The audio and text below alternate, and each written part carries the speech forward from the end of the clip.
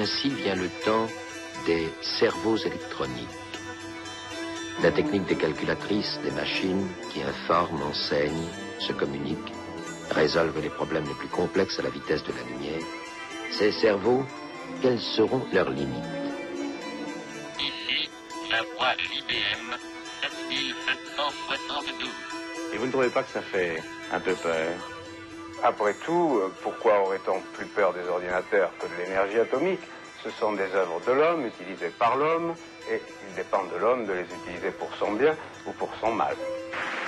One Taiwan company to replace workers with 1 million robots. Robots are coming to Foxconn. And most of the iPhones, iPads, and so forth are assembled by Foxconn. 1 million. That's a large number. That's a large number, and they don't get tired. They don't demand better working conditions, and for Foxconn, they don't create a public relations headache by committing suicide. Now, and I want to know, who are the companies that are going to be supplying these robots? It seems like a huge opportunity. Absolutely. A lot of those companies are in the United States. A lot of those companies hey, maybe we'll create jobs, actually, out of What? this. What? Jobs Yes. here in the US? Well, we certainly need them.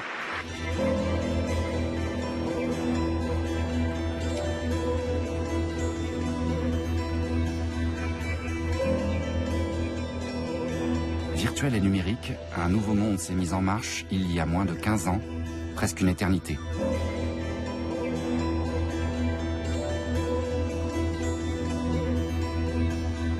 Petit à petit, nous avons laissé entrer les machines dans nos vies, au travail, dans nos loisirs, partout. Nous les avons adoptées parce qu'elles nous rendent service, sans cesse plus rapides, miniaturisées, intelligentes. Jusqu'où laisserons-nous encore aller nos machines?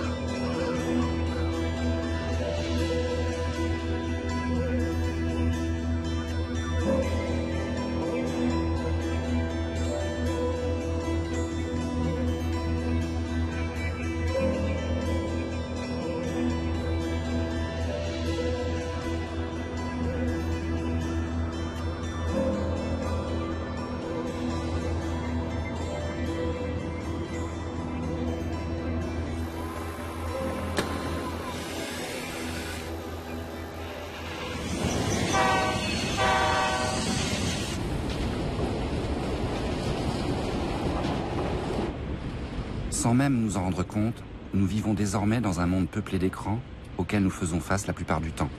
Et nous ne réalisons pas ce que ces machines numériques changent en nous profondément.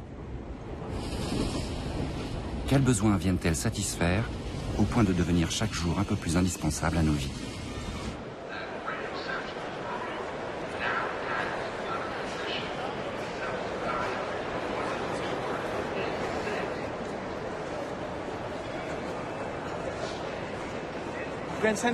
La gare de Grand Central représente le summum d'une culture basée sur le temps, sur l'horloge.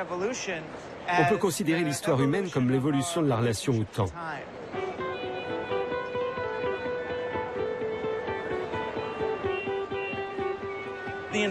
L'invention de l'horloge à la Renaissance a permis l'émergence de l'âge industriel et d'une culture basée sur les horaires et la productivité.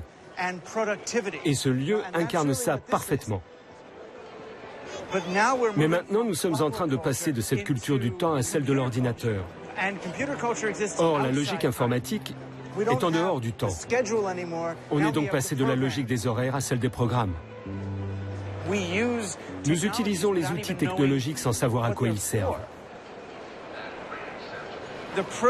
La logique des programmes dans notre vie, nos courriers électroniques, notre BlackBerry, notre iPhone, vont devenir de plus en plus addictifs pour que nous ayons de plus en plus envie de les utiliser. Quand on regarde ces emails, ils ne sont pas tous intéressants. Il n'y en a qu'un sur 10 ou seulement un sur 30 qu'il sera. Celui qui délivre une récompense, la dose de sérotonine, un mot sympa d'une copine ou de l'argent qu'on n'attendait pas, un petit moment de bonheur.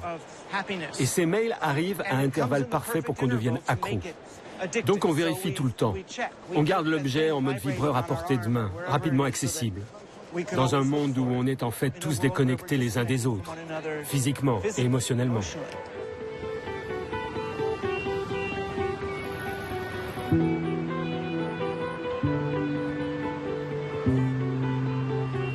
Le malaise, on l'éprouve pas forcément devant une machine, on l'éprouve souvent devant le sentiment de dispersion. En disant ah, j'ai plus le temps de rien, ah, je peux pas me concentrer longtemps. On constate qu'on n'arrête pas de quantifier ce qu'on fait. On constate que ça nous rend malheureux, on constate que ça nous rend aveugles, mais il n'est pas si évident d'arrêter. Notre interaction permanente avec la technologie cache une forme d'addiction au calcul, une forme d'addiction aux chiffres, comme si on devenait ces données numériques et qu'on n'était pas finalement autre chose que ça.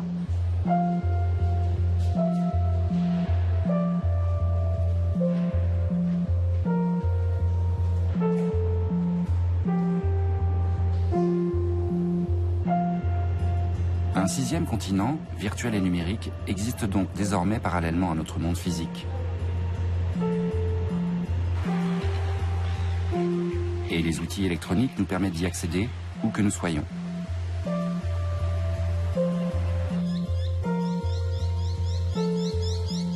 Mais cette interaction de plus en plus permanente et compulsive avec nos machines sera-t-elle sans aucune conséquence sur la réalité de nos vies?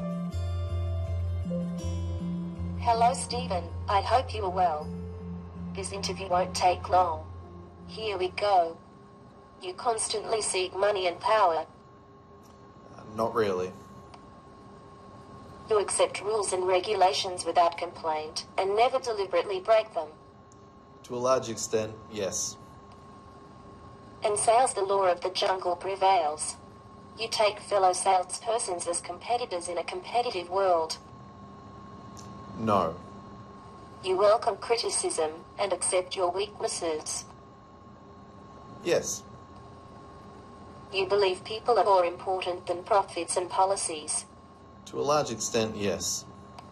You still believe that selling does not have anything to do with aggressiveness. Not really. Success and progress is the ultimate goal. Don't know. You believe there is room for everybody. Yes.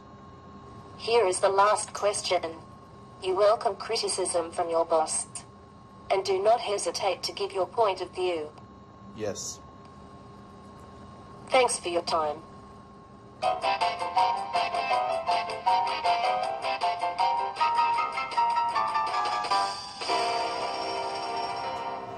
Do I get the job? Your strengths would be great in customer service. You can be a very good peer. Excellent. Sounds pretty accurate. That's right. Yeah. Le robot enregistre les réponses verbales et en plus, il capte les réponses émotionnelles, comme on peut voir sur cet écran ici. Ce qu'on cherche à déterminer, ce sont les changements par rapport aux traits du visage. Par exemple, vous voyez ici, il y a une pointe négative en réponse à la question « Croyez-vous que le patron a un travail difficile et a besoin de soutien ?» Et Mathilda est très forte pour identifier même les infimes changements d'expression sur nos visages. Si nous fronçons les sourcils ou si on sourit, alors qu'un œil normal ne remarquerait même pas de si minuscules changements. Nous pouvons donc faire une évaluation précise, une comparaison du profil émotionnel de Stephen par rapport à celui de l'équipe de travail dans laquelle il devra s'intégrer. Nous allons pouvoir changer fondamentalement la façon dont les employeurs vont traiter les données des employés afin d'améliorer la qualité de la prise de décision pour l'embauche de personnel commercial, comme dans cet exemple.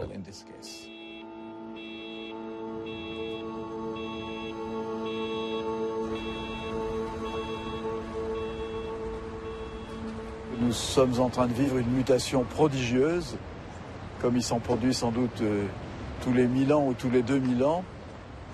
Nous voyons tous que le monde dans lequel nous sommes nés, dans lequel nous avons été élevés, dans lequel nous sommes devenus citoyens, dans lequel nous avons commencé à travailler, que ce vieux monde est en train de disparaître avec ses repères, avec ses certitudes, avec ses valeurs. Et nous entrons dans un nouveau monde qui, pour une bonne part, n'a pas encore été pensé. Donc nous faisons l'expérience de l'impensé. Je veux dire par là que depuis une vingtaine d'années, les progrès technologiques ont été plus vite que la pensée.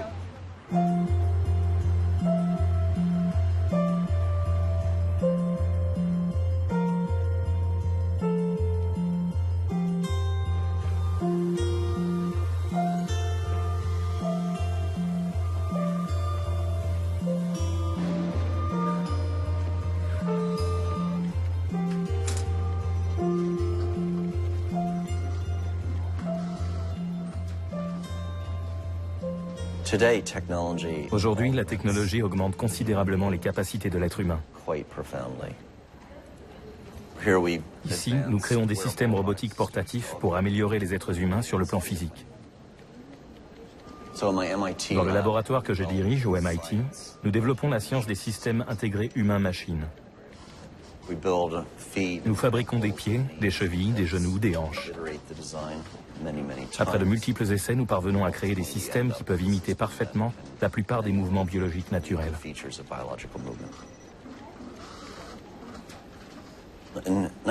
En 1982, j'ai eu un tragique accident de montagne et mes 2 jambes ont été amputées juste en dessous du genou à cause des dommages causés au tissu par le gel.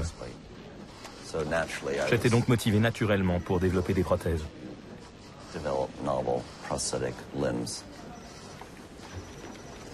Ce que vous voyez ici est une prothèse bionique. Le mécanisme contient 5 ordinateurs intégrés, des microprocesseurs et 12 capteurs. À l'intérieur, on a un dispositif qui imite le muscle et le tendon actionneur. Quand je monte un escalier, j'ai plus de puissance musculaire. Et quand je descends, ça amortit. Le système s'adapte assez bien à tous les terrains. Je dirige aussi une société qui s'appelle iWalk. Sa mission est de commercialiser nos prothèses pour qu'elles puissent être utilisées à travers le monde.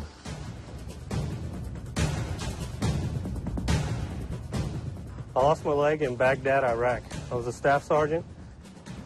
I'm Justin, and I walk.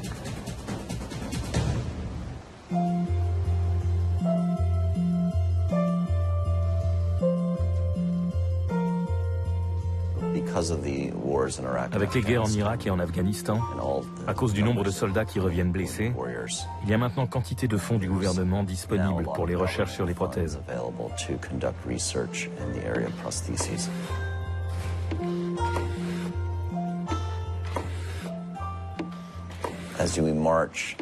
Au cours de la prochaine décennie, on va voir apparaître des interfaces extrêmes avec le corps humain. Comme par exemple de minuscules dispositifs électroniques implantés dans le corps qui pourront se connecter directement au système nerveux.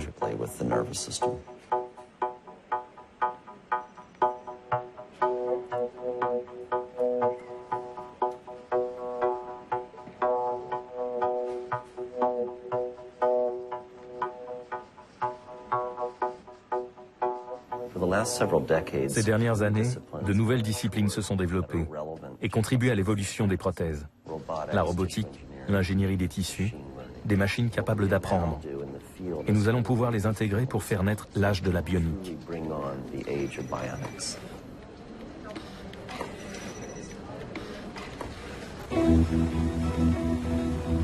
Pour nous soigner, nous réparer, nous avons depuis longtemps déjà laissé les machines s'immiscer dans nos corps, et jusqu'à fusionner aujourd'hui avec nos organes et nos sens.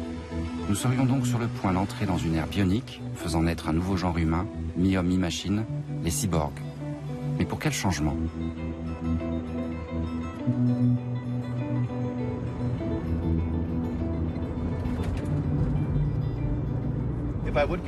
Si j'avais pu retourner travailler en Allemagne, je l'aurais fait. Mais je n'avais qu'un post-doctorat là-bas dans mon laboratoire de biochimie. Et maintenant, je suis vraiment trop vieux pour rechercher un travail en Allemagne.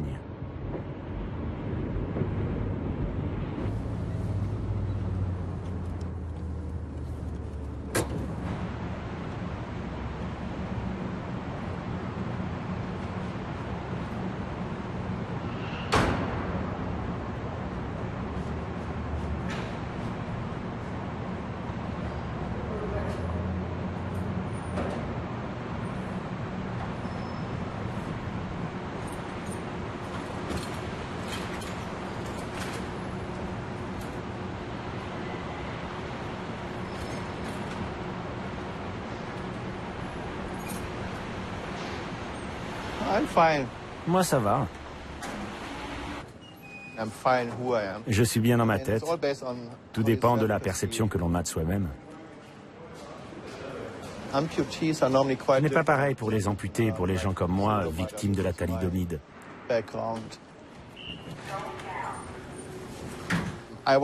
J'ai toujours été comme ça. Alors je n'ai pas eu l'obsession de vouloir avoir des jambes. En fait, j'ai porté des prothèses quand je faisais mon doctorat, parce que je ne pouvais pas utiliser une chaise roulante dans le laboratoire. Ce n'est qu'un outil. Les jambes ne sont qu'un outil pour moi, comme la chaise roulante que j'utilise pour me rendre d'un endroit à un autre. Ça ne définit en rien mon identité.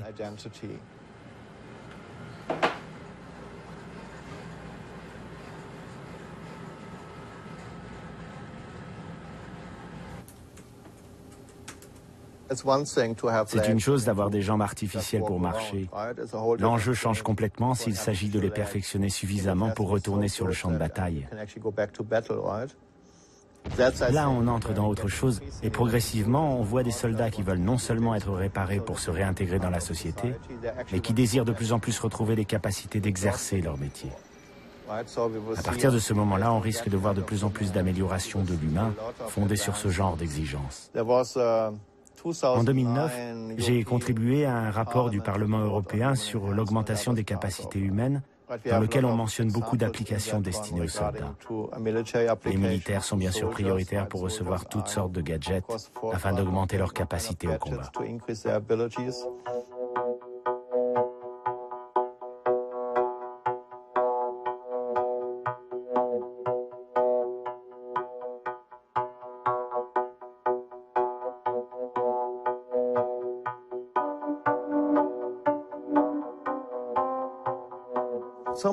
La plupart des tests sont d'abord menés sur des handicapés parce qu'avec eux, c'est plus facile de susciter l'attention. Mais dès que ce genre de technologie devient disponible, elle est utilisée pour autre chose. Pas mal de gens, par exemple les golfeurs professionnels, se font opérer des yeux au laser pour avoir la vision plus que parfaite. Je pense que dès qu'on pourra s'augmenter sans chirurgie, on devrait voir émerger un marché de masse pour toutes sortes de gadgets.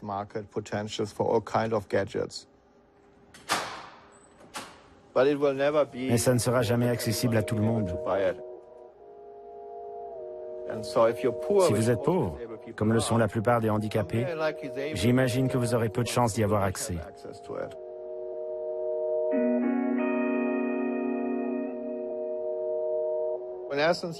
En résumé, nos corps sont le dernier bastion du consumérisme. Ils sont donc destinés à être sans cesse améliorés.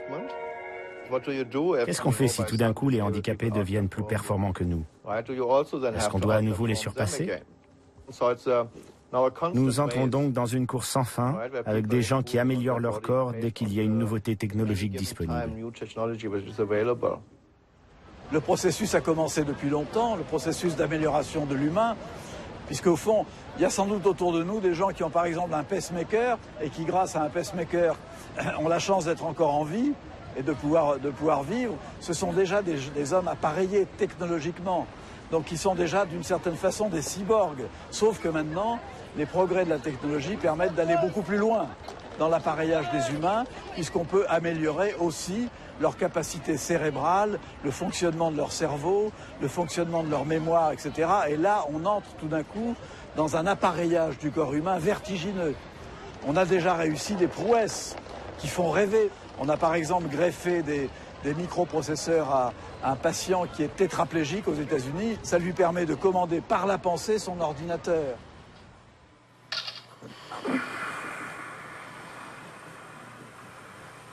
That's the best circle I can do. Now I'm going to exit.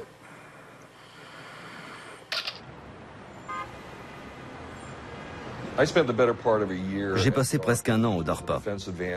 C'est la branche de recherche et développement de l'armée américaine. Le DARPA a déjà changé votre vie. Il a créé l'Internet, par exemple. Son travail est de s'assurer que l'armée américaine ne soit jamais dépassée par un changement technologique imprévisible. Et en même temps, de toujours pouvoir surprendre l'ennemi. Cette agence s'intéresse de plus en plus à ce qui se passe en biologie et à l'amélioration de l'humain. Déjà en Afghanistan et au Pakistan, le grand jeu sur le terrain, c'est l'utilisation des drones Predator. Ces engins sont manipulés par des personnes qui sont en réalité assises quelque part à Las Vegas, à l'autre bout du monde. Si vous pouvez suivre une course-poursuite en Afghanistan sans quitter votre siège à Las Vegas, ça signifie que vous avez la vision télescopique. Have you ever moved an object just by thinking about it? I have.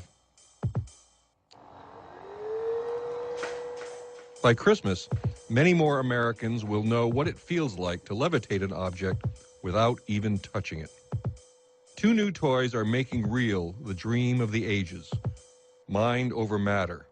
The harder you concentrate, the faster the fan rotates, and the higher the ball rises. Lose your concentration, and the ball drops to the bottom. Level 1. I suspect, like my editors, many people will be completely weirded out by this mind over matter technology, and I don't blame them. Yikes! This fall, it will go on sale for a little more than $100. 200 years from now, we'll look back and say, this is where it all began. I'm Joel Garrow with the Washington Post. Mais la raison principale pour laquelle le DARPA s'intéressait à tout cela est qu'ils ont constaté qu'un avion de chasse F-35 est extrêmement difficile à piloter par commande manuelle. Alors ils ont imaginé que ce serait plus facile si on pouvait contrôler cet avion avec son cerveau. Juste penser pour aller là où on veut. On dirait de la science-fiction. En fait, mon plus grand problème, en tant que journaliste, c'est de convaincre les gens de ce qui existe déjà, bien plus que de ce qui est encore dans les tuyaux.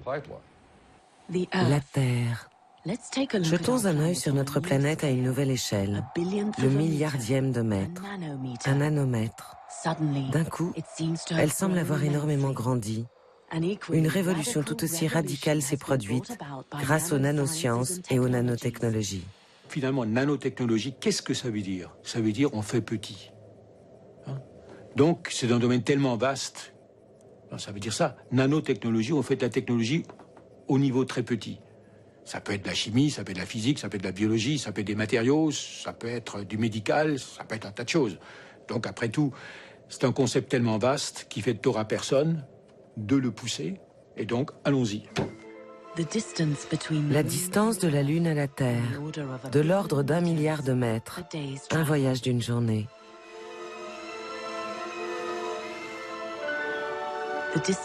La distance entre 1 mètre et 1 milliardième de mètre représente à peu près le même écart, mais ne prend que quelques secondes à parcourir. Nous sommes en train de pénétrer dans le monde de la nanotechnologie, jusqu'aux profondeurs de l'échelle d'un atome. Pour comprendre la nanorévolution scientifique d'aujourd'hui, il faut d'abord se plonger dans un océan d'atomes.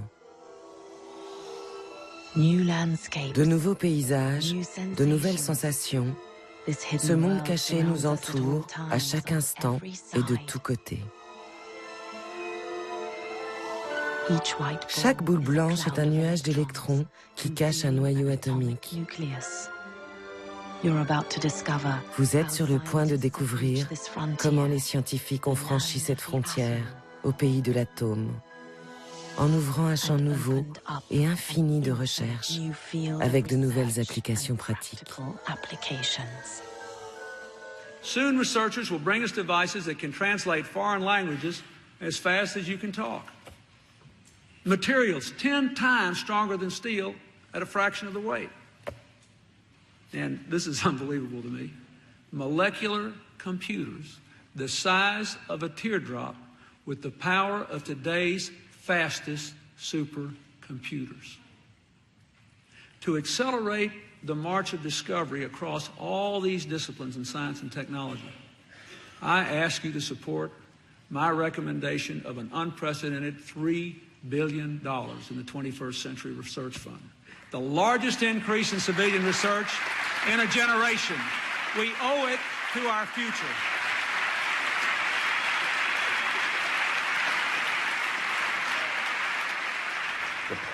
Quand on regarde toute la gamme de possibilités qu'offrent toutes ces technologies, génétique, robotique, informatique et nanotechnologie, et la vitesse à laquelle elles entrent dans nos vies, la question c'est, qu'est-ce qui se passera si même seulement 5% de tout ça fonctionne, ou même 10%? Cela changera ce que signifie être humain.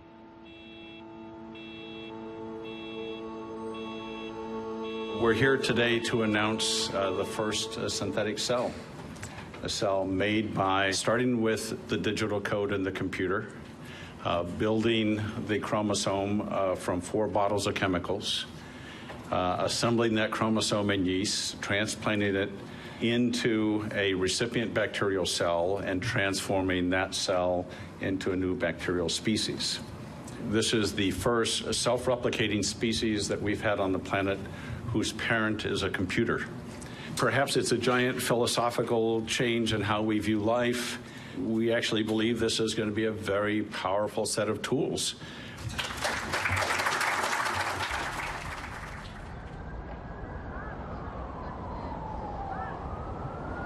Il y a plusieurs façons de décrire ces technologies soi-disant convergentes.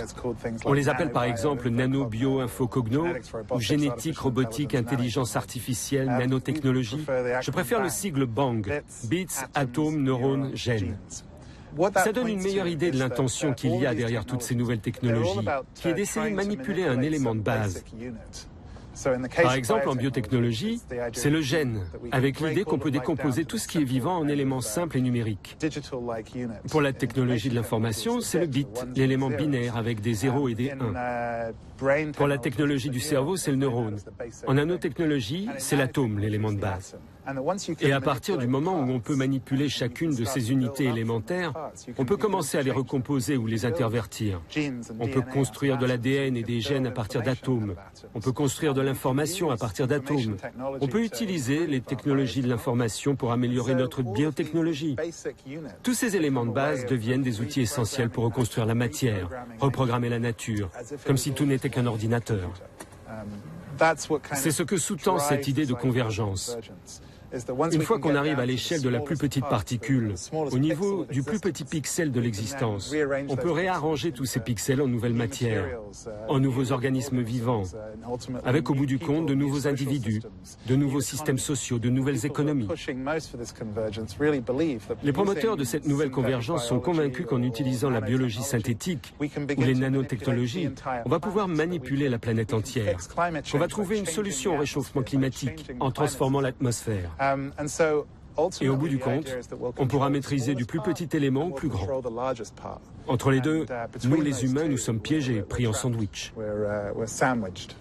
Il y a une hégémonie du calcul, de la raison calculatrice sur ce que j'appelle la vie vivante. Quand un jeune trader qui gère des fonds de pension, qui est devant son écran d'ordinateur et qui d'ailleurs fait son métier, on ne peut pas lui reprocher, et quand il décide, parce que c'est une meilleure opportunité de placement, de faire basculer 10 ou 15 milliards de dollars de la Pologne à l'Argentine, alors il le fait sur un clic de souris, mais dans le même temps, il ruine la vie de centaines, voire de milliers de familles polonaises qui, du coup, perdront leur entreprise, perdront leur emploi, etc. Donc il y a une sorte d'hégémonie de l'immatériel sur le matériel.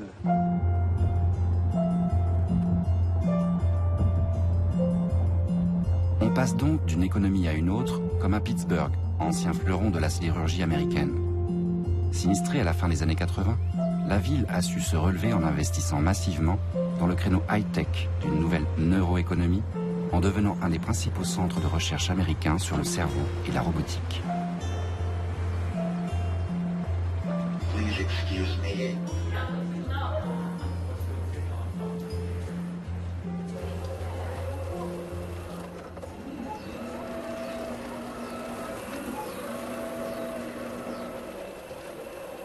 C'est le premier département au monde de machine learning, d'apprentissage robotique. Pas le dernier, on l'espère. C'est une nouvelle discipline, mais qui peut se révéler utile pour plein de choses. Elle est déjà utilisée dans beaucoup d'entreprises. Par exemple, quand vous glissez votre carte de crédit dans un lecteur et quand l'ordinateur décide si oui ou non il accorde le paiement, l'entreprise est en train d'utiliser du machine learning, parce qu'il y a eu des millions de lectures antérieures qui ont permis d'apprendre à distinguer les opérations frauduleuses de celles qui ne le sont pas. Ils les utilisent comme données de base pour juger la demande et vous répondre favorablement ou pas. C'est aussi utilisé pour la reconnaissance vocale et dans toutes sortes d'autres domaines.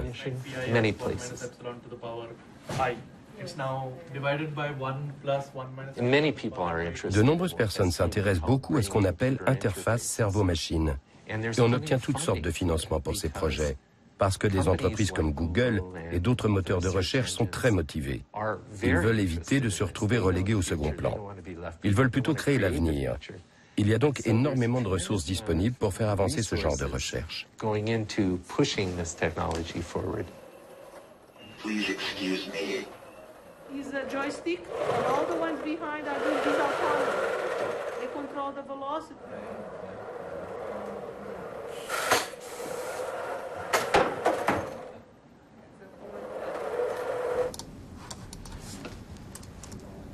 Je travaille avec Tom depuis 8 mois.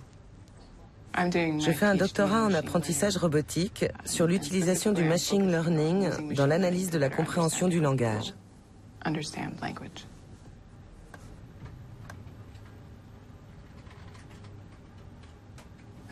En fait, je travaille pour Google. Les ordinateurs sont très bons pour traiter les données.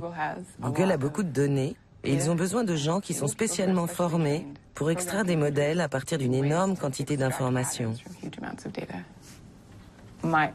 Mon domaine de recherche est le cerveau, mais nos algorithmes sont applicables à toutes sortes de données. Google veut savoir quels sont les courriers électroniques qui vous intéressent le plus pour qu'ils puissent vous aider à les voir en premier. Ça, c'est du machine learning. Après, il y a le côté délirant. Ça serait vraiment génial de pouvoir commander mon téléphone portable avec la pensée. C'est un peu bête de devoir encore taper sur un clavier alors qu'il suffirait de penser. Pour le moment, j'en rigole, mais qui sait? Je ne connais pas très bien Intel, mais dans les idées auxquelles ils songent pour le long terme, il y a l'interface cerveau-ordinateur. Je me demande si mes enfants auront envie de se faire implanter. Je leur répondrai non, tu auras un implant téléphone portable quand tu seras grand. In 2010, social media continued the move to mobile. 347% growth in Twitter mobile usage, 200 million mobile Facebook users, 100 million YouTube videos played on mobile devices every day. But let's talk about the monies. Jobs created by mobile industry, 2.4 million. Money invested by wireless providers in 1 year, 20.4 billion. More data, more apps, more competition, more mobile.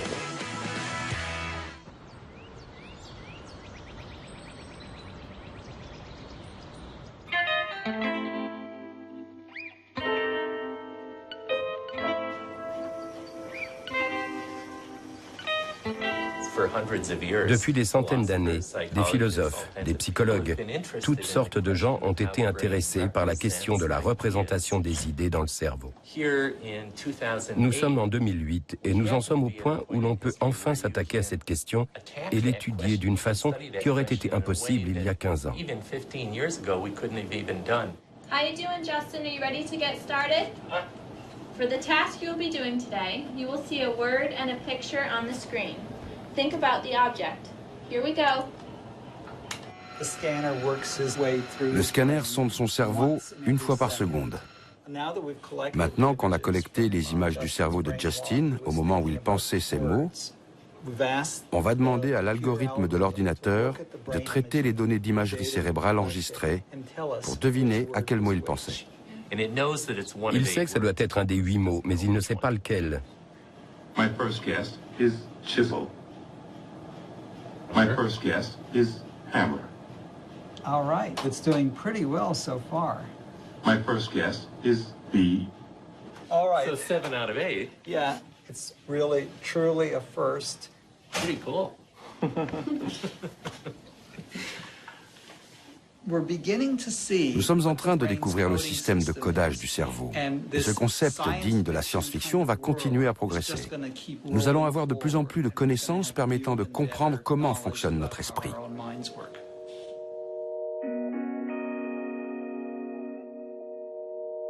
Les premières machines IRM sont apparues dans les années 80. Maintenant, il y en a des dizaines de milliers partout dans le monde. Et quelques-unes d'entre elles, quelques centaines, peut-être 1000, sont utilisés aujourd'hui pour étudier le processus de la pensée. Beaucoup de secteurs et d'institutions de notre société vont certainement, peut-être très bientôt, pouvoir bénéficier de ces nouvelles connaissances que nous développons au sujet du fonctionnement cérébral.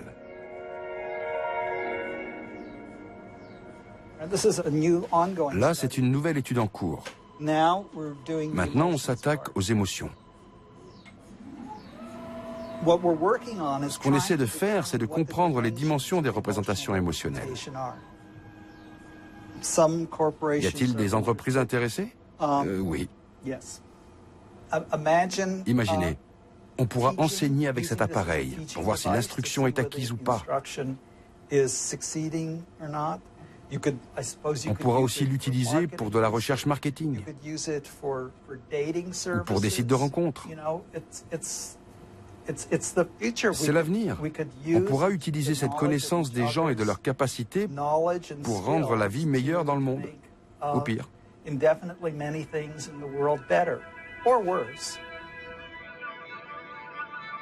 Notre cerveau, on voit bien comment aujourd'hui, il est approché comme un ordinateur. C'est-à-dire qu'on a un magnifique ordinateur, c'est pas la peine de le chercher à l'extérieur, il est déjà dedans. Et donc, cette espèce de rapprochement entre l'ordinateur de la technologie et l'ordinateur naturel que nous aurions en nous-mêmes, ça produit aussi une espèce de réification, c'est-à-dire de chosification de l'individu. On le voit bien, par exemple, aujourd'hui, la manière dont les gens se présentent sur des sites de rencontres est tout à fait identique à la manière dont ils se présentent pour un entretien d'embauche. Donc il y a une recomposition de notre manière de concevoir la vie et le vivant.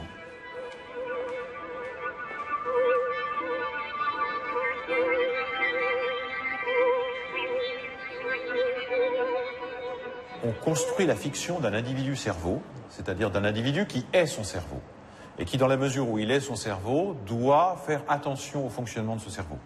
Donc doit faire tout ce qu'il peut pour éviter les dérèglements de ce fonctionnement. Ne doit pas hésiter justement à recourir à des artifices pour améliorer le fonctionnement du cerveau. Parce que bien évidemment, ce qui est en jeu, c'est les avantages compétitifs. Ce qui veut dire que les rapports entre les individus sont remodelés de manière à faire prévaloir la norme de la concurrence entre les individus conçus chacun comme étant une entreprise de soi.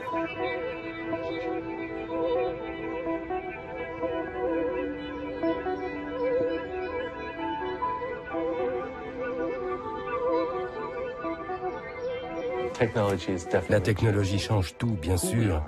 Qui nous sommes, ce que nous sommes, comment nous travaillons, comment nous nous percevons. Si nous sommes créatifs, si nous sommes intelligents, nous décollerons de niveau en niveau jusqu'à atteindre le ciel.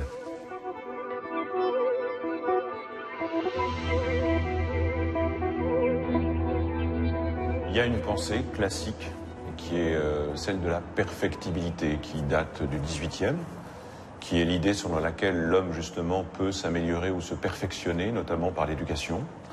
Et cette idée-là, aujourd'hui, se trouve reléguée au second plan. Elle est même parfois purement et simplement abandonnée et critiquée explicitement. Et ce qui tend à l'emporter, c'est une autre idée. C'est la perspective d'une amélioration indéfinie qui permettrait, par des techniques, de changer, y compris l'humaine condition ou la nature humaine. C'est pour promouvoir l'idée d'un homme plus que parfait, augmenté par la technique, que le transhumanisme est né en Europe du Nord et aux États-Unis il y a une trentaine d'années. Les adeptes de ce nouveau mouvement philosophique et scientifique entendent utiliser tous les moyens de la technologie pour améliorer l'espèce humaine et augmenter ses capacités de perception, de cognition, de réflexion, de performance. Selon eux, nous sommes tous déjà augmentés par les téléphones portables ou les ordinateurs. Ces prothèses numériques sont devenues des organes externes, ni plus ni moins, et font désormais partie de notre identité. Les transhumanistes espèrent aller encore plus loin dans cette fusion progressive de l'homme et de la machine pour faire naître une nouvelle espèce plus performante à l'horizon de ce siècle, le post-humain.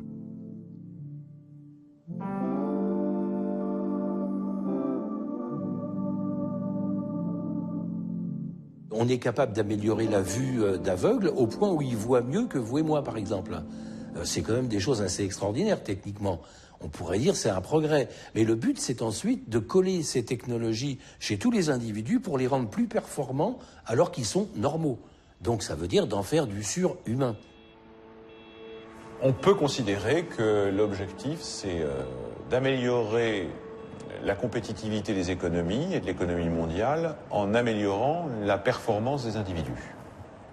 Augmentation et performance sont peut-être à cet égard les deux termes clés qui permettent de comprendre comment le lien s'établit directement entre cette idéologie du mouvement transhumaniste et d'autre part la logique néolibérale.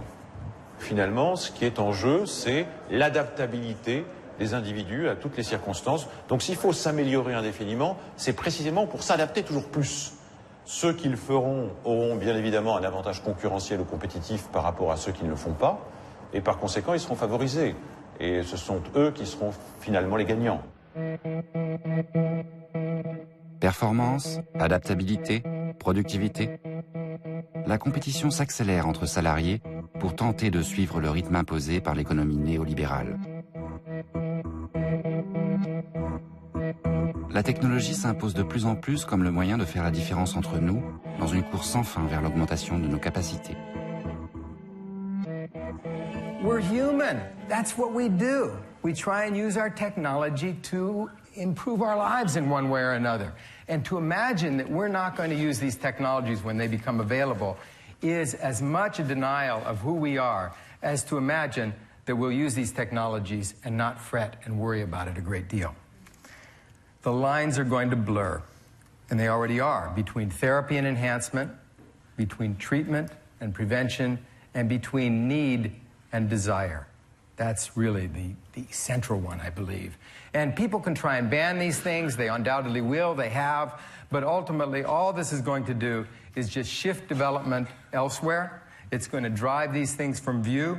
It's going to reserve the technology for the wealthy because they're in the best position to circumvent any of these sorts of laws. And some people are going to see this as an abomination, as the worst thing. It's just awful. And other people are going to say, this is great. This is the flowering of human endeavor. Here we are. It's the beginning of a new millennium. Thank you.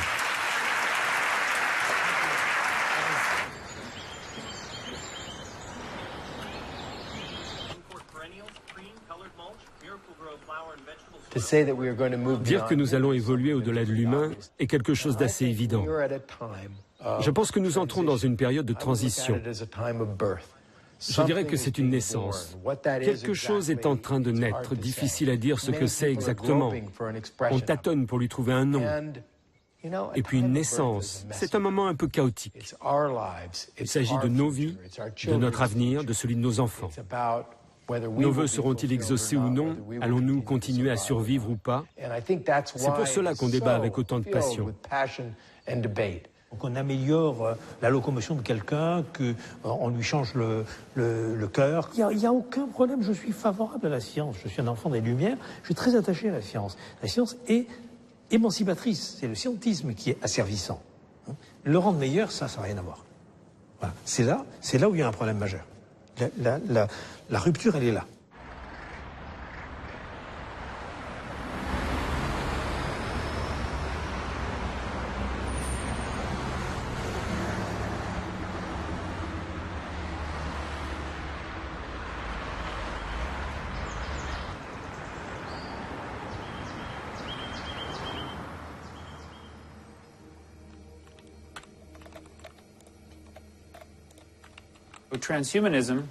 Le transhumanisme, c'est l'idée que les humains et la technologie sont en train de fusionner et que les humains vont devenir plus que ce qu'ils sont biologiquement, car ils vont utiliser de nouvelles technologies et de nouvelles sciences afin de se transformer pour aller au-delà de leur moi naturel, historique et biologique.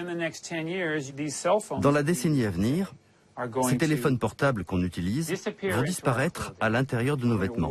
Nous les porterons au dos de nos mains, avec des afficheurs en cristaux liquides organiques, si minces qu'ils ne pèseront pas plus que ma montre. Nous pourrons constamment savoir ce qui se passe autour de nous. Nous pourrons échanger avec nos ordinateurs et ils nous répondront.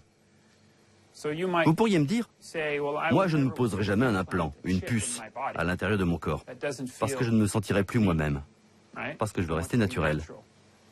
Eh bien, laissez-moi vous convaincre. Je prends par exemple une puce électronique que vous seriez susceptible d'implanter à l'intérieur de votre corps d'ici 10 ans.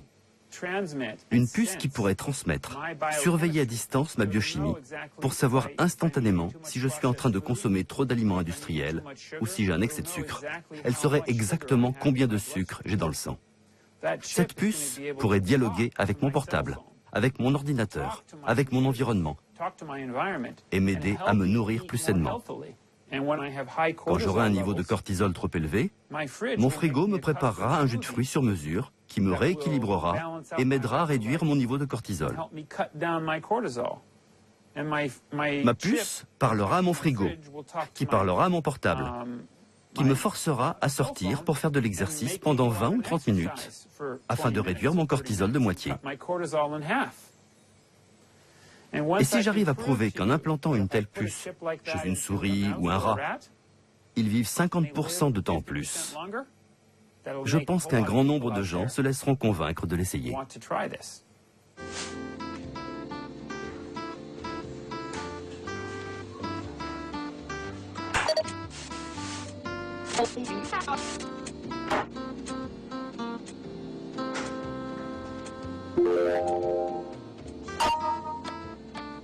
Copper tea. Fill kettle with 2 hot plus 1 PG tips tea bag in a clean mug.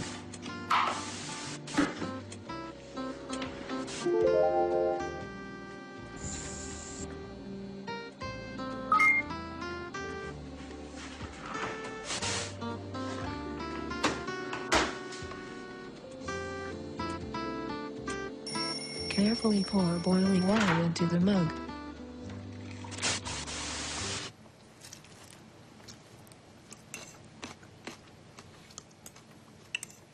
Je suis végétarien depuis 10 ans et je fais beaucoup d'exercices. À votre avis, j'ai quel âge? J'adore le faire deviner aux gens. J'ai 50 ans. J'en aurai 51 le mois prochain.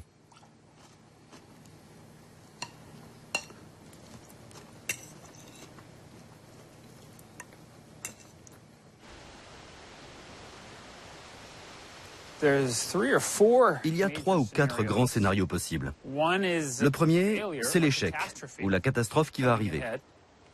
Un autre, ce serait qu'on transcende, qu'on aille au-delà de nos limites actuelles et qu'on devienne autre chose.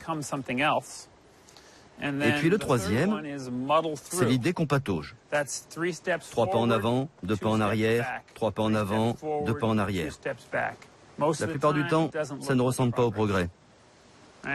C'est la danse de l'évolution. Exactement ce que nous faisons.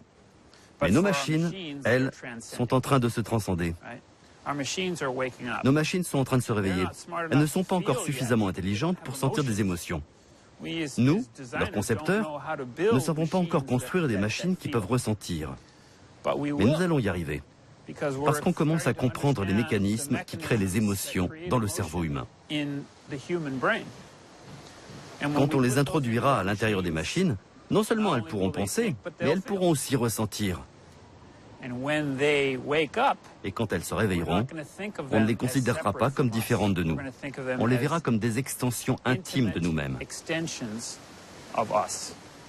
Et nous deviendrons elles.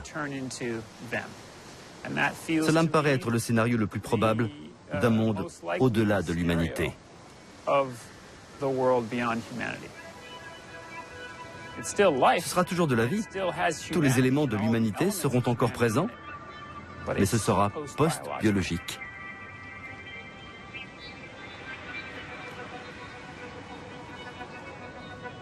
Dans les 50 prochaines années, les machines vont s'éveiller, comme des bébés. Et si vous vous souvenez quel moment génial a été cet éveil dans votre vie, vous conviendrez que c'est un merveilleux scénario.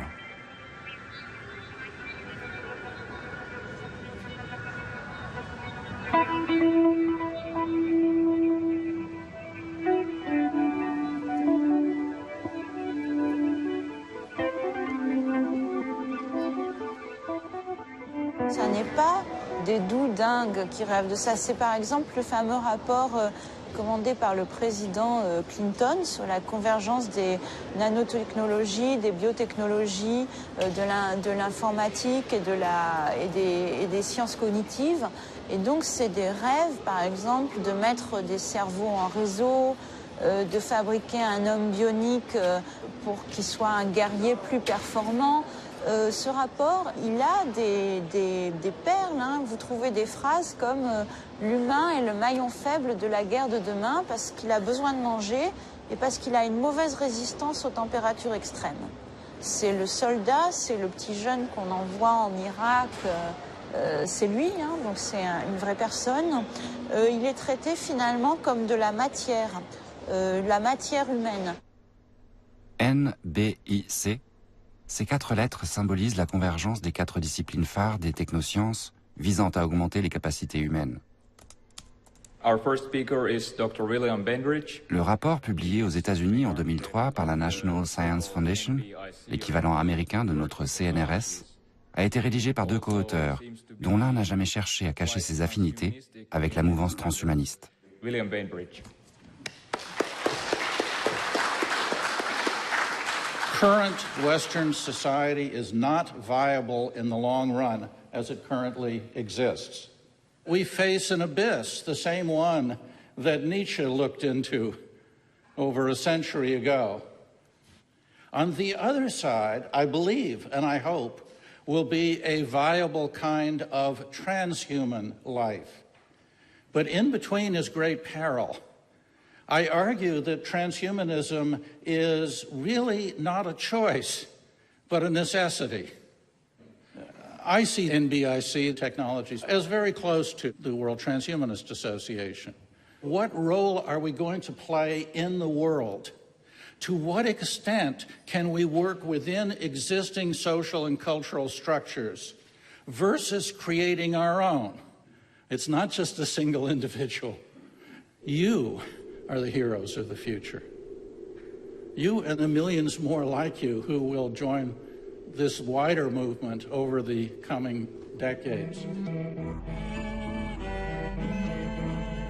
Je suis transhumaniste. Je le suis parce que j'adhère au projet d'amélioration de l'être humain. Je crois que les idées transhumanistes sont en train de se répandre au cœur de la société et qu'elles vont avoir des conséquences politiques imprévisibles sur notre culture. Mon point de vue est que c'est un phénomène très large dont on ne perçoit que la partie émergée, comme un iceberg, et qu'il y aura un changement culturel majeur. Nous avons connu quelques succès à la marge, comme avec William Bainbridge, qui a joué un rôle central en réussissant à faire naître le programme national de nanotechnologie et à faire financer le projet de convergence. Tous les gens qui faisaient partie de ce projet avaient chacun des objectifs légitimes. Ce n'était pas juste une façon de promouvoir le transhumanisme en tant que tel. Autrement dit, l'armée était impliquée parce qu'elle s'intéresse au projet d'amélioration du super-soldat. Les entreprises étaient impliquées parce qu'elles cherchent à en tirer de nouveaux produits et donc à financer la recherche. Et les scientifiques étaient impliqués parce qu'ils veulent des financements. C'était donc un intérêt tout à fait légitime. Par contre, que le projet se soit aussi clairement focalisé sur les aspirations transhumanistes, d'amélioration de l'humain, et que quelques penseurs transhumanistes aient réussi à donner ce ton au projet, ça a été la vraie surprise.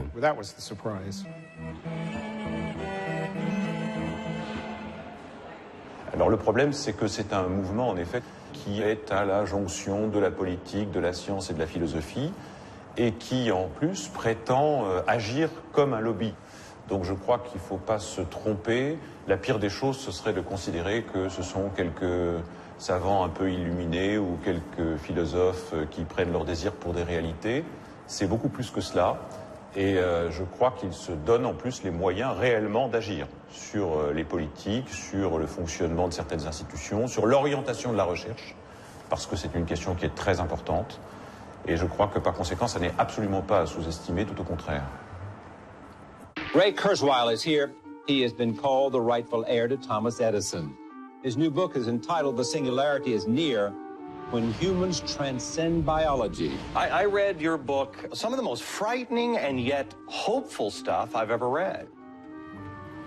Ray Kurzweil is a pioneer in the field of artificial intelligence. He's an award-winning scientist and engineer, a millionaire. Bill Gates has called him the best in the world at predicting the future. Inventor Ray Kurzweil thinks that one day humans may be able to live forever. We come back to this book, but the singularity is near. What does singularity mean? When you say the singularity is coming, what does that mean exactly? And that's what you mean by the term singularity? What is singularity? Si on revient 500 ans en arrière, en un siècle, il ne se passait pas grand-chose. Maintenant, tout change en 6 mois seulement. La technologie se nourrit d'elle-même et va de plus en plus vite. Dans presque 40 ans, le rythme des changements sera tellement rapide que vous aurez du mal à le suivre. À moins d'améliorer votre propre intelligence en la fusionnant avec la technologie intelligente que nous sommes en train de créer. Ce sera une transformation si profonde. On a emprunté ce terme à la physique. On l'a appelé la singularité.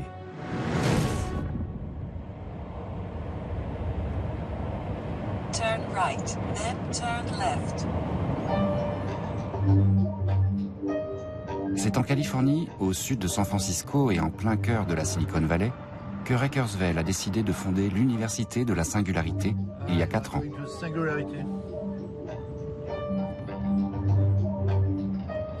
Mais pourquoi avoir choisi d'installer le campus de cette université d'un genre encore inédit sur une base de la NASA et juste à 2 pas du siège gigantesque de Google? From the beginning of time through 2003, the world created about 5 exabytes of digital information. Last year, we created 5 exabytes in 10 days. In 2013, we'll create 5 exabytes in 10 minutes. There is a huge creation of data, and it is only growing exponentially faster. I want you guys to get a feeling for what exponential technologies feels like. Because you can take advantage of it if you're ready for it, and you can be put out of business if you're not. I want you to think about what you can do to teach yourself to think exponentially, and what will you do in your company to make teams understand exponentials.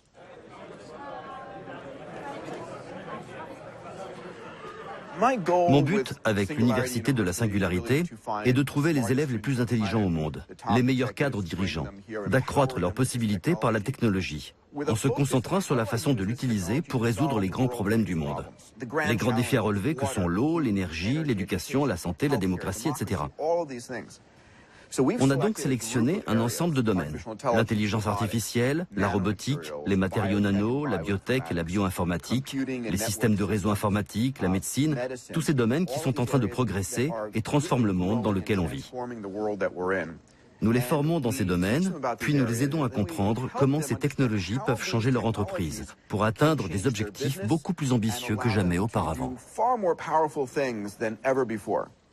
Living things are a type of computer. They are protein-based computers, and they compute with chemicals. But they compute. It's just a free living computer, a computer that can calculate and duplicate. It's opening the door to really reprogramming every living creature and every product that a living creature can make.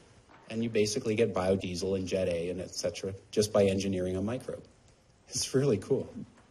This opens up a new shadow tree of life. But this is a tree of life that doesn't evolve through natural selection. It evolves through human intention. What's really going to push synthetic biology forward? It's you guys. There's no end to it. None. It just gets more computing. Well, there'll be more and more biotechnology. Thank you.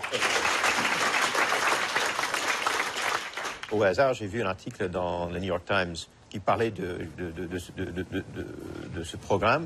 En l'espace de quelques jours, parmi les meilleurs chercheurs du monde dans certains domaines de développement technologique, présente à des gens qui ne travaillent pas dans la technologie ce qui se passe, ce qui est en train de se passer dans différents domaines qui vont probablement changer nos vies. Je vais investir davantage et passer plus de mon énergie, dédier plus de mon énergie professionnelle à à ces secteurs qui sont prometteurs.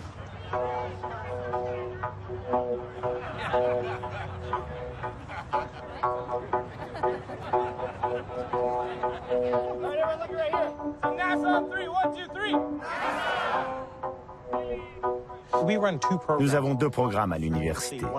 Le programme d'une semaine est destiné aux dirigeants du monde d'aujourd'hui. Mais le cœur de notre travail, c'est une session d'été de 10 semaines pour 80 étudiants diplômés de haut niveau, recrutés partout dans le monde. Ils proviennent d'une quarantaine de pays différents et nous cherchons parmi eux la prochaine génération de dirigeants. Today, what I want to talk to you about is not if you're going to change the world, but how you're going to do it.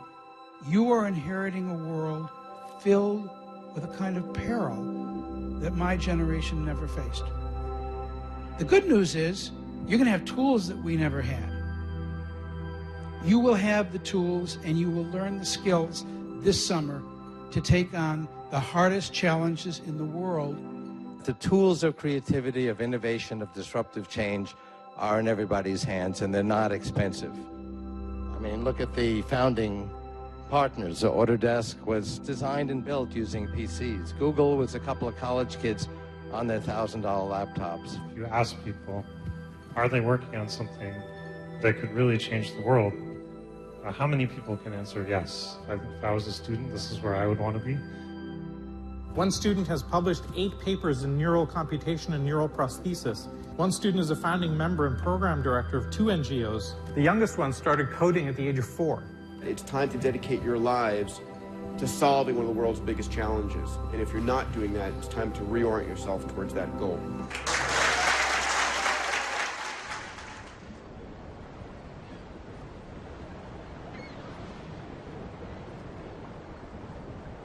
Cette bague vient du MIT. C'est la graduate, comme on l'appelle. Je l'ai reçue à la fin de mon master. Celle-ci vient de l'Université de la Singularité. Là, vous pouvez lire Nano Info Bio. Ça, c'est l'année que j'ai passée à l'Université de la Singularité. C'est écrit en binaire. Là, c'est une fusée. Son trajet exponentiel symbolise le progrès. Elle décolle avec l'inscription 10 puissance 9 qui se réfère à la mission de l'Université de la Singularité. Avoir un effet positif sur 1 milliard d'individus.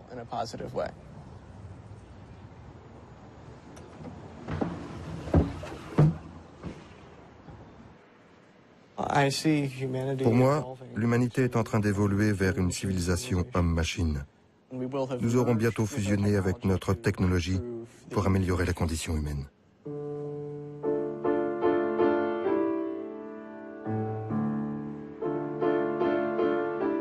Je crois que beaucoup de gens choisiront de s'augmenter pour des raisons médicales, parce que leur corps n'est plus à la hauteur et que devenir mécanique sera leur unique moyen de survivre. Je crois aussi que plein de gens le feront juste parce qu'ils trouvent ça cool. Parce qu'ils découvriront les possibilités que cela leur offrira. Enfin, il y aura le scénario le moins drôle, quand certains devront le faire pour rester dans la société, pour rester insérés. Car la vitesse du changement technologique sera si rapide qu'il sera très difficile au cerveau humain de s'adapter en gardant son état biologique d'origine. Et la fusion au moins partielle avec les machines permettra aux gens de faire face à la vague d'informations qui les submergera bientôt.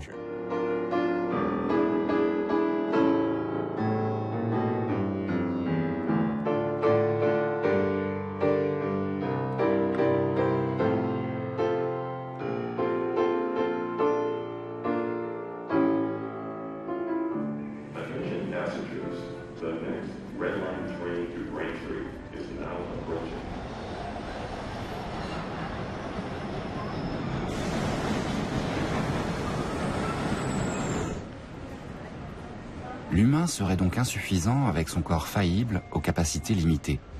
Et pourquoi pas bientôt obsolète, malgré une course effrénée pour tenter de suivre le rythme du progrès technologique.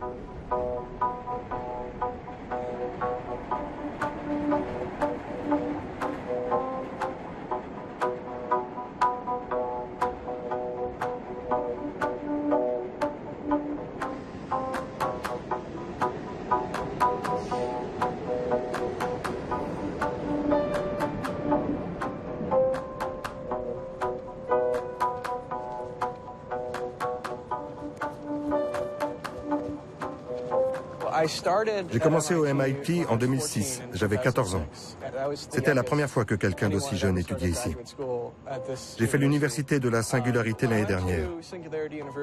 Et à la cérémonie d'ouverture, Larry Page, le cofondateur de Google, est venu faire une visite surprise et on a parlé intelligence artificielle. Il m'a dit qu'il voyait deux moyens pour développer l'intelligence artificielle. Utiliser de simples algorithmes à une échelle massive, comme le fait Google, ou alors commencer à modéliser le système nerveux biologique le plus simple, pour aller vers des systèmes de plus en plus complexes.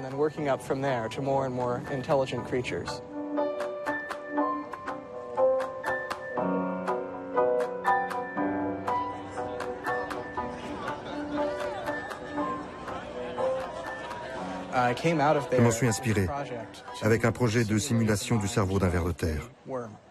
Je me suis donc inscrit au programme de biophysique à l'université d'Harvard.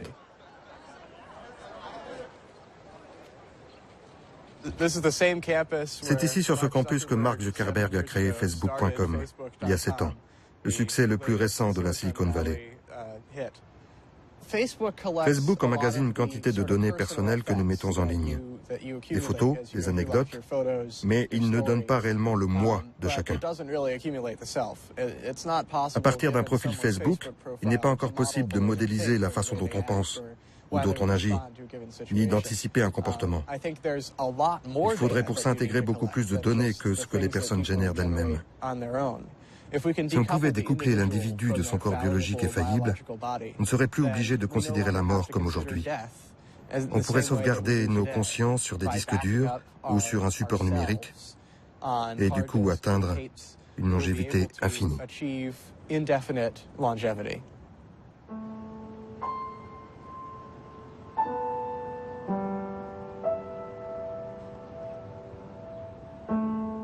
Pour le moment, je commence avec le plus simple des organismes. Le ver de terre Caenorhabditis elegans. Je crois qu'il me faudra 3 ans pour définir la procédure permettant de copier intégralement sur un ordinateur le schéma mental de ce ver. Cela ne semble pas si long. Ensuite, on pourra s'inspirer de cette méthode pour modéliser le cerveau du poisson zèbre, de la mouche, de la souris, du chat et du chien, du singe et finalement celui de l'humain. Quand on en sera là, non seulement nous aurons un modèle pour construire une intelligence artificielle basée sur le cerveau des humains, mais en plus, nous pourrons capter toutes les expériences et les souvenirs d'un individu et les copier sur un support numérique.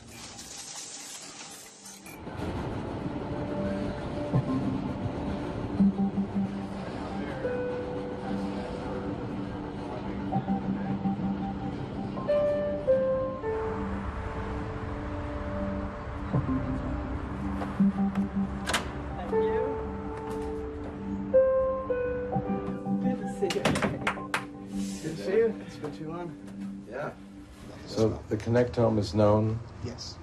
And it's what, only a few hundred neurons? 302. Now will you then develop, okay, that's the model for this type of cell? I think it will be necessary to models. model the whole system in totality. What do you hope to learn from that? The interesting dynamics for behavior are at the level of cells and not lower than that. Well, that's an interesting point. What's the timeline for your project? I think it's conceivable to get to human by this method in about 20 to 25 years.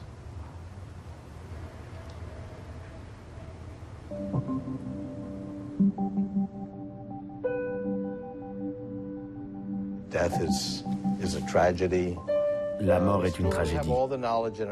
Nous n'avons pas encore les connaissances nécessaires pour vivre indéfiniment. Mais en fait, on en sait déjà suffisamment pour parvenir à une étape où l'on en saura encore plus, puis pour basculer vers celle où nous pourrons sauvegarder notre moi.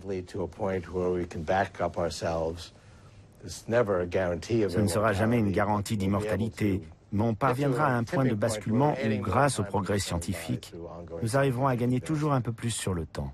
On y arrivera non pas en un seul grand bond en cochant la case « je veux être amélioré par la technologie » ou pas. Ça ne se passera pas comme ça. Cela arrivera après des centaines, des milliers de petits pas. Chaque pas correspondra à une demande du marché, à une acceptation du marché. Et les gens les accepteront. Cela ne sera pas un choix radical. Est-ce que je veux être amélioré ou pas? Il y aura des millions de choix. Il y a déjà 1 million d'applications possibles pour des appareils comme celui-ci. Il y aura de même 1 million de choix pour nous à l'avenir. Et très peu de gens choisiront de ne pas y aller. Dépasser l'humanité signifie nous intégrer à l'intérieur du réseau. Ne plus limiter les sacs à viande que nous sommes à la seule communication Internet via un clavier avec des doigts, mais devenir partie intégrante du réseau, en devenant une partie du monde machine. C'est ça le transhumanisme.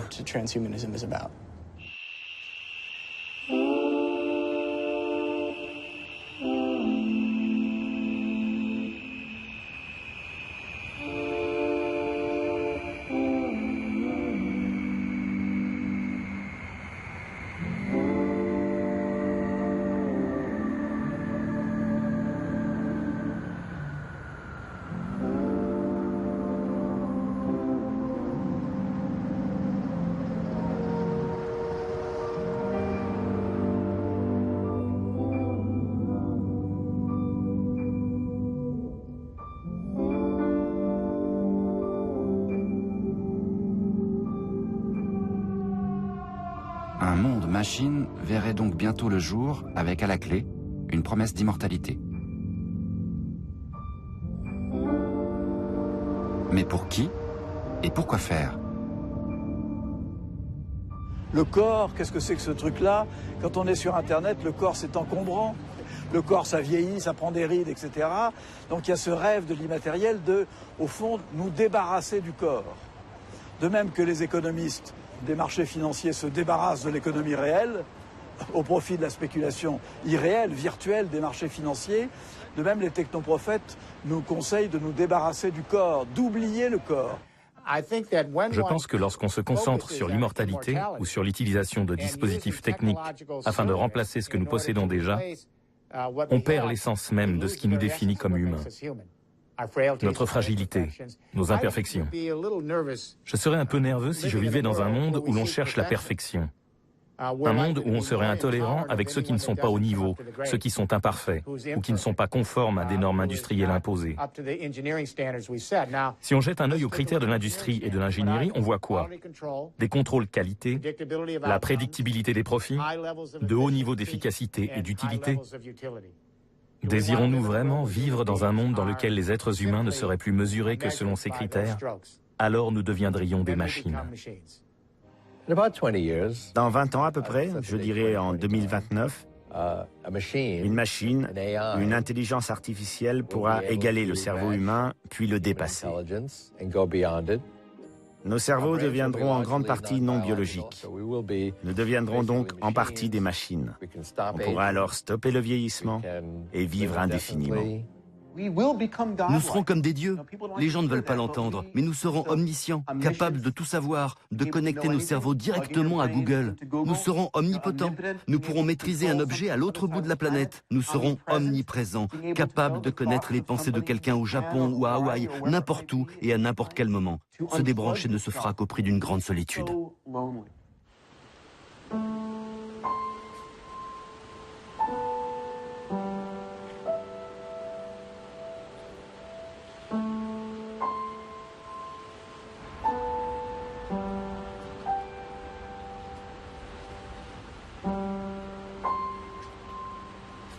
La science et les techniques nous conduisent au dépassement de nos propres limites et donc au dépassement en effet de la souffrance, de la maladie, de la dépression, de tout ce qui est considéré comme étant négatif. Il y a là une dimension religieuse de substitution qu'on ne peut absolument pas ignorer, même si c'est présenté comme étant tout sauf une religion, puisque précisément c'est présenté comme étant le résultat ou le prolongement naturel des avancées de la science ou de la technique.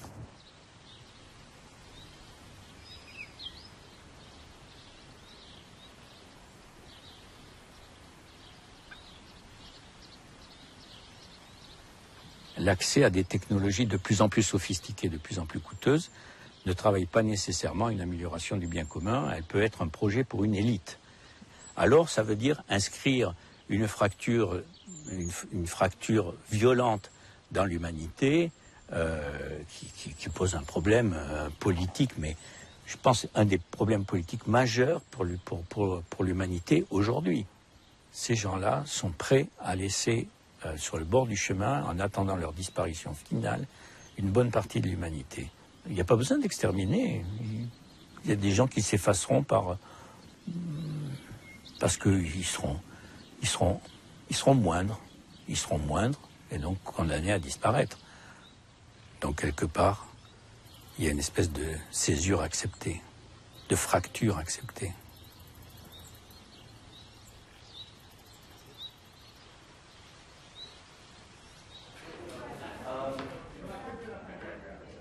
Ce sera dur pour les gouvernements de suivre toutes les nouvelles technologies qui deviendront disponibles et révolutionneront la médecine ou l'informatique. Dur d'en anticiper les effets ou de les réglementer. Ce sera trop tard. On ne peut pas réglementer. La régulation de ces technologies, une fois qu'elles deviendront disponibles, sera impossible. Va-t-on arrêter la recherche sur les cellules souches aux États-Unis? Ce serait pathétique. Les meilleurs chercheurs fileront en Corée du Sud, ou en Chine, ou en Italie, ou ailleurs pour travailler. Nous n'avons plus de frontières, et l'idée de réglementer à l'intérieur de frontières nationales est une mentalité dépassée. C'est le siècle dernier.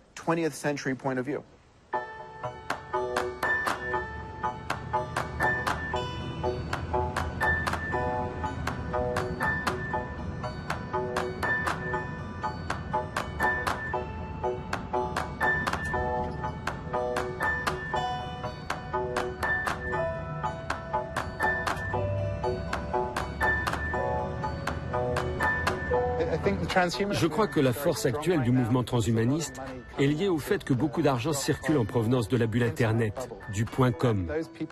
Ces gens-là, dans la Silicon Valley, par exemple, pensent que tout est information parce que c'est comme ça que leur monde fonctionne et parce qu'ils ont fait beaucoup d'argent avec de l'information. Ils pensent pouvoir exporter cette métaphore vers la biologie, la médecine ou ailleurs, en espérant faire de l'argent là aussi. Quant à savoir si cela fonctionnera comme une métaphore ou pas, je ne sais pas. Mais en ce moment, c'est là qu'est l'argent. Quand on regarde les choses de près aux États-Unis, on s'aperçoit que les connexions de ces projets technoscientifiques sont avec l'aile droite du libéralisme américain. Qui a financé l'université de la singularité en Californie, c'est la droite ultralibérale dure. Ce sont les libertariens. C'est-à-dire que les connexions avec le projet marchand, avec les logiques de la société marchande, sont indubitables, sont écrasantes, sont affolantes même.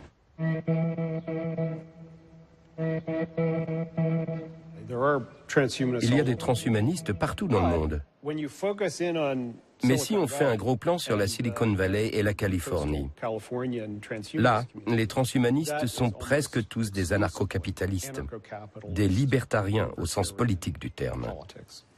Et ils ont eu une influence disproportionnée sur la pensée globale transhumaniste, dès le début.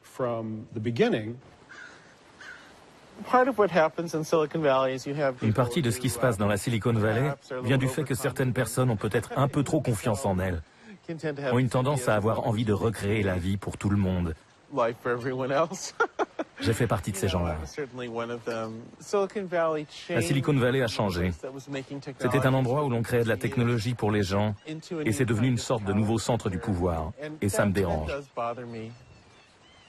Ça me paraît extrêmement bizarre qu'il y ait ce truc, l'université de la singularité, juste en face de chez Google. Comment les gens réagiraient-ils si une religion fondamentaliste traditionnaliste s'installait sur le même campus que l'une des plus grandes agences d'espionnage dans le monde? Je crois que les gens seraient horrifiés. Ils auraient bien raison. Facebook et Google détiennent beaucoup plus d'informations sur les citoyens en France, par exemple, que le gouvernement français n'aurait le droit d'en détenir. Google is the most powerful search engine on Earth. Today, billions of users Google for any kind of information. Google stores the entire known web in its giant database. And there's more. Gmail offers several gigabytes of free storage. It's no secret. All your mails, including received mails from your friends, are scanned. Google is methodically collecting personal data in many more ways, using cookies and account information, merely to offer relevant text ads. Google can create incredibly detailed dossiers on every one of us. Total control, and not merely on the web. Google is conducting research in the fields of molecular biology and genetics. What if Google had a file on you, even including your entire genetic data? Every human being would become completely transparent. Ce n'est pas tant que les gens qui dirigent les serveurs espions géants souhaitent diriger le monde, ne sont pas mégalomaniaques. Non, c'est plutôt une croyance dans le fait que les systèmes d'information et d'analyse vont perfectionner la vie.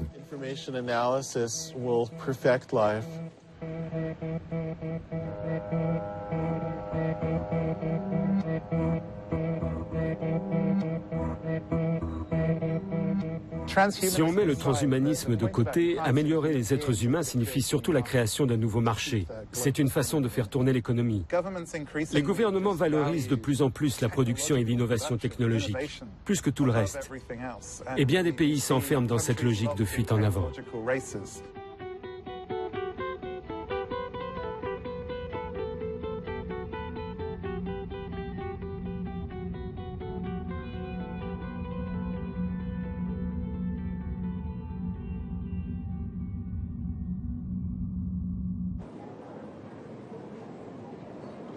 Bonjour à tous.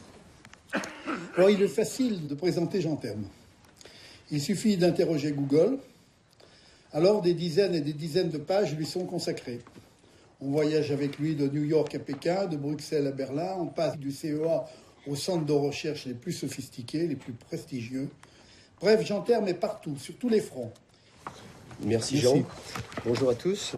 On considère aujourd'hui qu'un pays comme la Chine, par exemple, dans les domaines qui sont les domaines de plus haute technologie, ils sont passés du stade de sous-traitant au stade d'innovateur leader en moins de 10 à 15 ans. On n'a pas ni des politiques, ni des stratèges dans nos pays occidentaux qui ont une vision à long terme.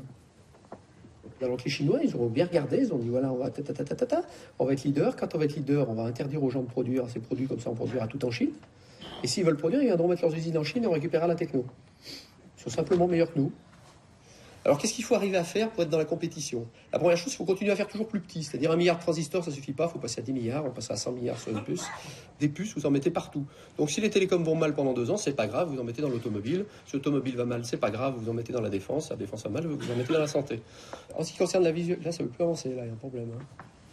Voilà. Bouge plus, là, il est planté votre ordinateur. Florence, je fais quoi? Je suis désolé, là, il se passe quoi, là? Ah, ça revient, c'est parti. Alors, comment on peut faire pour s'en sortir? La seule solution, c'est de poser des brevets. Et aujourd'hui, tout l'enjeu mondial, il se joue là-dessus. C'est-à-dire qui possède les brevets qui vont déterminer les produits de demain et quels sont ceux qui vont être les leaders dans quelques années. Ça va, vous suivez? Ça vous ennuie? C'est bon? Je continue un peu ou pas?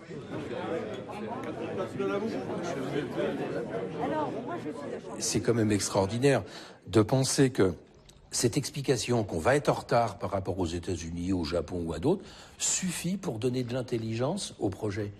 On va être en retard, mais si c'est en retard pour rentrer dans le mur, alors on est en avance sur eux. On est dans une période où l'urgence serait non pas d'aller plus loin, mais d'essayer de survivre tel qu'on est. Alors il y a des gens, effectivement, les scientistes, qui disent, mais justement, comme la période nous met en difficulté, la seule façon de s'en sortir, c'est plus de technosciences. Bon, ça, je trouve que c'est un discours absolument scandaleux. Je pense aux Japonais qui, là, sont en train de se prendre des radiations largement. Tout ça pour avoir 20% d'énergie en plus. C'est complètement fou. C'est pas sérieux. La marche du progrès technoscientifique s'accélère donc sous la pression de la compétition économique internationale.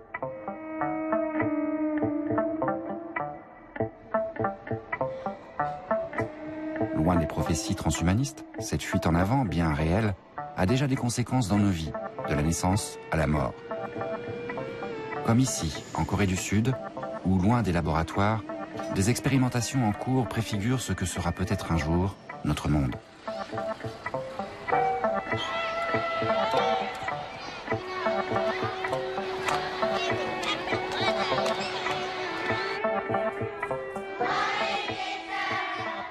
Do you remember how to check your attendance to RoboSam?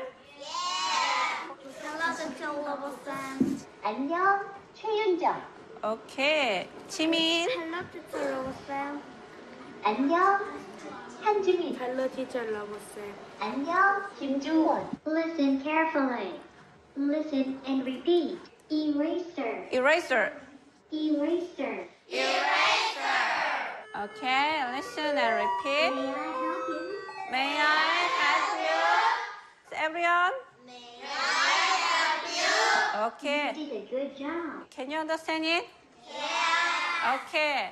Excellent. Je pense que l'utilisation du robot SEM sera une révolution dans le domaine de l'éducation. Pour nous, les humains, ça demandera peut-être encore plus d'efforts pour le concurrencer.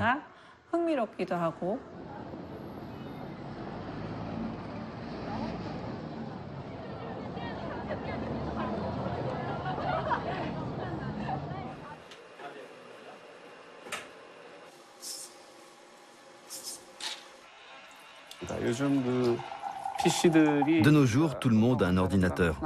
Moi, je possède 5 ou 6 appareils, une tablette, un smartphone, un ordinateur, un PC portable. D'ici 10 ou 20 ans, il est très probable que tout le monde possédera plusieurs robots qui rendront différents services. L'aide ménagère, les outils d'éducation ou de loisirs, le babysitting seront pris en charge par des robots. Il est possible que d'ici 10 à 20 ans, le nombre de robots dépasse même le nombre de voitures.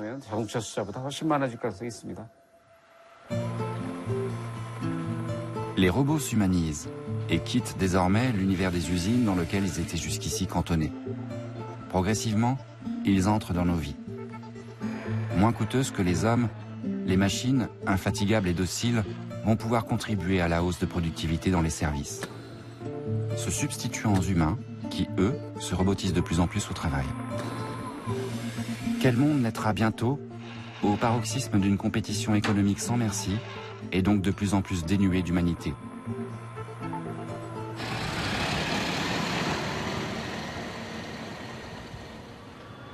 Un instant s'il vous plaît. Veuillez maintenir le silence pendant quelques instants. Veuillez prononcer 0. 0. 1. 1. 2. 2. Vous êtes l'utilisateur Laurent Martin. Dites OK pour vous connecter. OK. Client, Dunkerque. Total mission, 43 colis. « 5, 3, 4. 20 cartons. 3 OK. 3 restent 17. 2 OK. 2 restent 6. Quantité, total 20, validé 20, bouteille. 2, 1, 3. 2 cartons. 2 OK. 77. 1 OK. 152. 6, 3, 4. 1 carton. 1 OK. Préparation terminée. Impression des étiquettes. On n'est plus tout seul. On a quelqu'un qui nous parle. Une puce implantée dans le cerveau, je crois que ce serait aller un peu trop loin. Je suis à peu près convaincu que la technologie libère l'homme, jusqu'à un certain point. Là, je suis libre, hein, je peux arrêter de faire une mission, sortir, aller prendre un café, revenir, recommencer à travailler, il n'y a aucun problème. Je ne suis pas tenu par la machine. C'est l'inverse, c'est moi qui tiens la machine. J'espère pour longtemps. Je suis optimiste.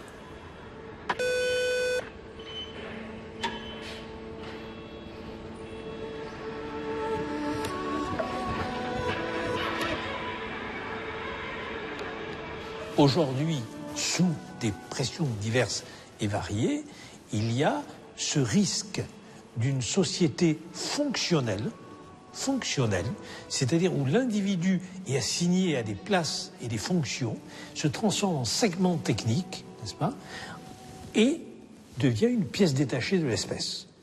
Je m'explique, ça veut dire que, en gros, alors qu'on insiste de plus en plus sur notre consentement, alors qu'on insiste de plus en plus sur notre autonomie, notre indépendance, en même temps se mettent en place des dispositifs qui fait que la marge de liberté d'un individu est de plus en plus réduite.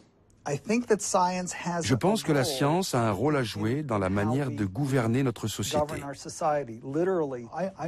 Je ne suis qu'un modeste scientifique qui fait de l'imagerie cérébrale, Mais au fur et à mesure que le savoir s'accumule dans notre laboratoire et dans beaucoup d'autres, on va devoir décider à un niveau beaucoup plus large, au niveau de la société, comment on va utiliser cette connaissance, comment on va changer la façon dont on communique, dont on éduque les enfants, comment on va traiter les personnes âgées. Pour moi, c'est l'un des plus grands défis actuels et on commence juste à s'en rendre compte. Je crois qu'il faudrait créer une sorte de ministère du cerveau pour s'occuper de toutes ces questions.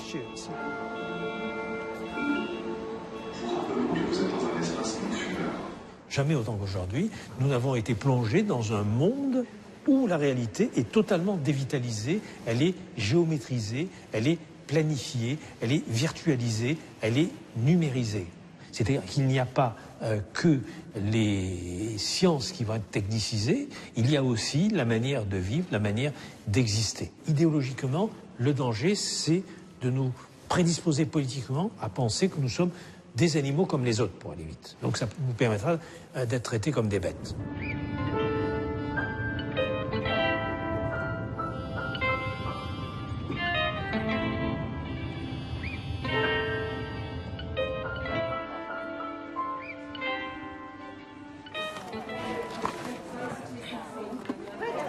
This is Matilda.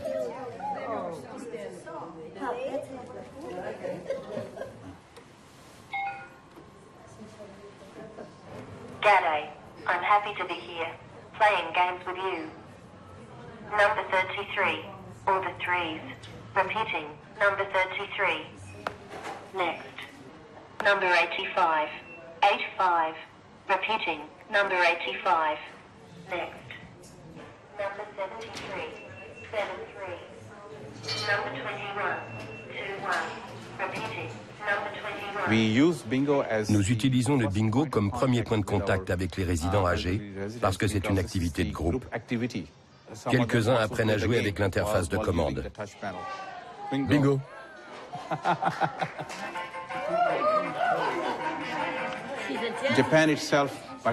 Au Japon, vers 2040, 40% de la population aura plus de 65 ans. C'est un problème très sérieux. Il y aura de moins en moins de jeunes pour s'occuper des personnes âgées. L'Australie se trouve devant un problème similaire. How are you? Very well, thank you. How many meals do you eat on an average day? 3 meals a day. Do you eat many sweets? No. Try to eat fat-free sweets with less sugar instead of fatty and high-calorie sweets. Eat more fruits. Do you think you will be able to implement some of the changes I am suggesting? Yes. Good. I am sure that it will help you stay healthy. So it can read the news, it can help in doing internet shopping. It can also become like a best friend. Absolutely. Well, that's technology used in a very positive Absolutely, that's the whole idea. It's not technology that's just... No, you see, technology to enrich her life, to improve her well-being. We want to get it right.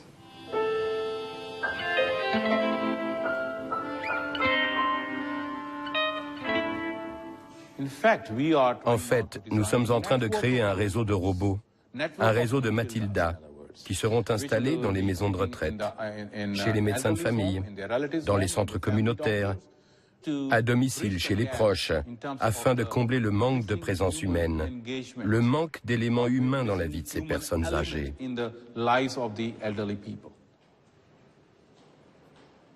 Je crois que le marché des robots compagnons sera de l'ordre de centaines de millions de dollars dans les 10 à 20 ans à venir.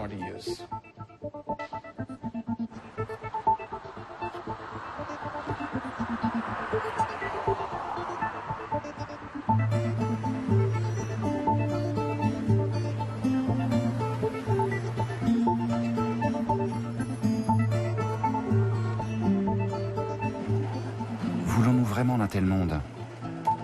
Un monde sans humains?